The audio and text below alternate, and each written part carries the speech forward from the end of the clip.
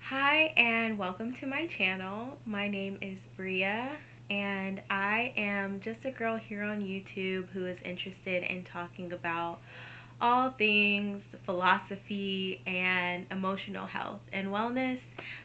So welcome and let's start a conversation. Alright, so let's get started. Today we're going to be talking about guilt and more specifically surviving guilt. So a lot of people talk about survivor's guilt, but there is a huge issue that we all have as far as, trying to live up to the standards that society expects, especially for women, especially for black women, which is what I relate to most. So um, sometimes guilt can take over your mind, your body.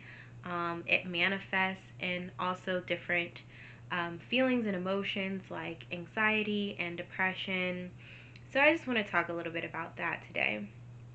So, in the last video, we talked about intuition and decision making and how hard it can be when you don't trust yourself, you don't have the confidence in yourself and in your source to know that you are making the right choice.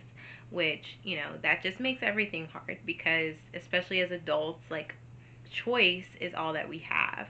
Um, and really just feeling out, connecting with ourselves, and having peace in our choices is what, helps us cope in life. So, for me, I have a really hard time with this whole guilt thing because I am always thinking about, okay, if I make this decision, like, who do I affect? And then when you talk about anxiety, I go through all of the scenarios of, like, if I'm affecting this person, what are the things that they could possibly go through as a result of, like, my one choice, right? So I know this is not an uncommon thing. I know I'm not the only one who does this. So I thought it would be important to delve into and talk a little bit more about.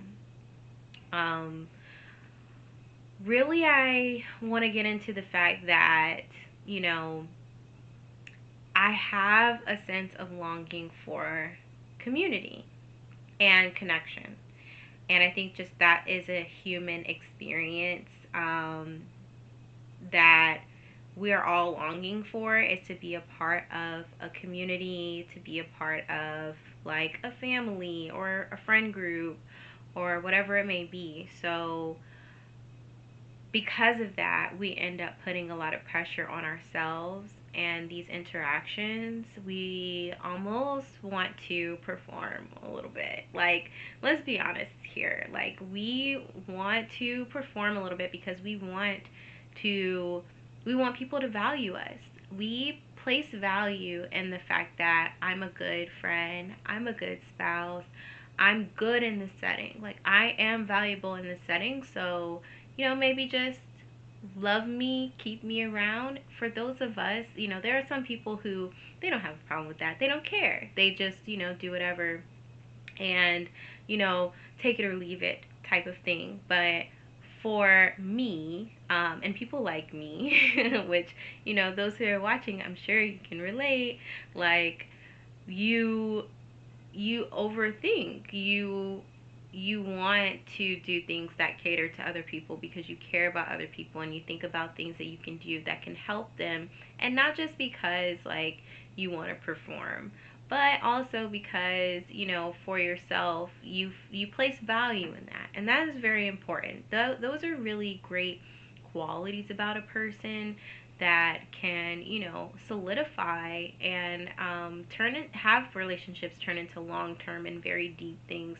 There's but there's more to these relationships than just almost like service or that performance. And I think that people can tell when you are being performative. Like, people can tell when you're being transactional, and it's just not a genuine way to build a foundation for anything, friendship, family, anything. So That is something that we kind of have to diminish a little bit, not put so much value in, because there's so many other things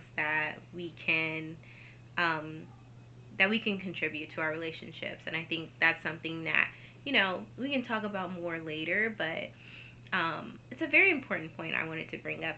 The whole aspect of community and wanting that longing for that.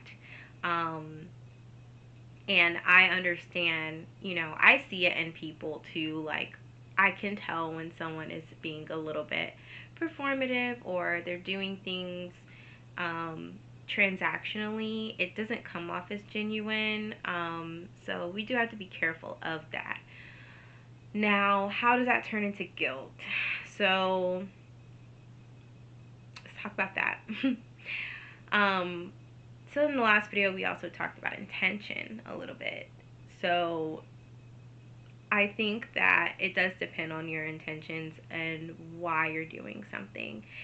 And do you know where you're coming from when you're doing something? So when we talk about guilt too, like, I do want to be clear that guilt is a good thing. Okay, guilt is not bad, shame is not bad.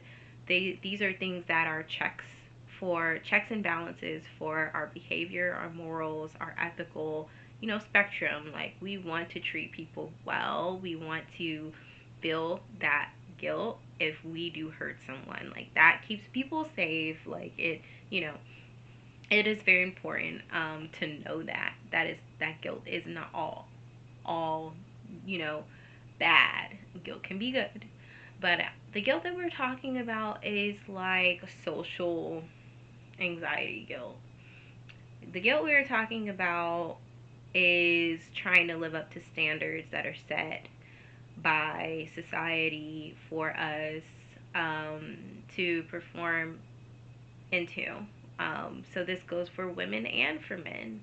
We all have like these roles that we're expected to fulfill. We have expectations in different settings. We have expectations in the workplace. This is how you should go about this.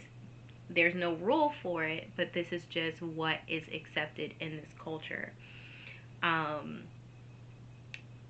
in relationships, like, there are no real rules. You kind of set those boundaries and those standards with your partner, but there are unspoken rules that, that are moral boundaries. And a lot of the time, things like having other partners, things that are outside of the norm, I think, are things that maybe we could have guilt around, right? So let's go back to the workplace. So if you are burnt out, have anxiety, you've been working for a company for a long time, and you feel shaky going into that building, you feel unwell, the norm for you to leave that job would be for you to put in your notice for and give them time to, prepare for your absence. But if you have such a heaviness with that is associated with that job, it is outside of the norm to just quit. It's outside of the norm to choose yourself. It's outside of the norm to be selfish. Um, and that can be applied to a lot of things. That can be applied to motherhood. It's outside of the norm to have your own, go out with your friends every weekend as a mom. Now, not so much, but like, once my generation started having babies, our moms probably hung out a little bit too with the little kids. But before that, it was very normal for a mom to be in the house and just coping. I will just say that, just coping, just trying to get through. Um, but there's a lot of things that we have to do for ourselves. Like, we have to be selfish sometimes, and there is guilt that comes with that selfishness. So we have to be comfortable. This also goes back to the last video, being able to let things go, being no longer willing to do certain things and put up with certain things. We have to set those boundaries for ourselves, and we have to stick with those boundaries, and we have to let go of the guilt that comes with that.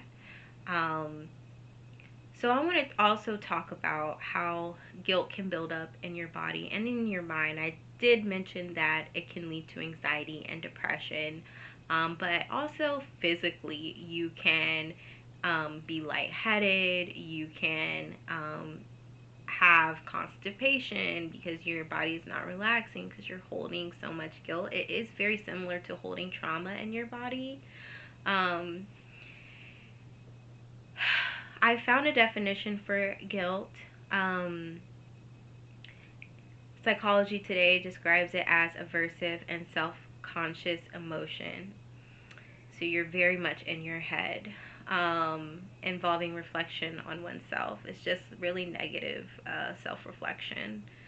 Um, People may feel guilty for a variety of reasons, including acts they have committed or think that they may have committed, a failure to do something that they should have done, just back to the society norms, or it could just be something you actually really did wrong, like, and you need to reconcile that. There's things that we can do to deal with our guilt, but the whole point is to go through a process to be able to let it go. Um,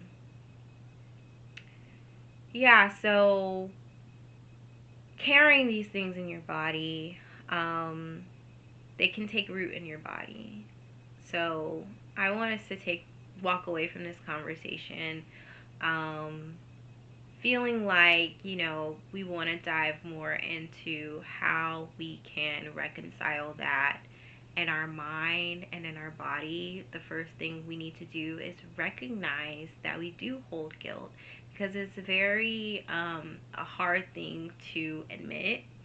For me, I know it's very hard for myself to admit that I feel guilty, and then you have to assign what you feel guilty about.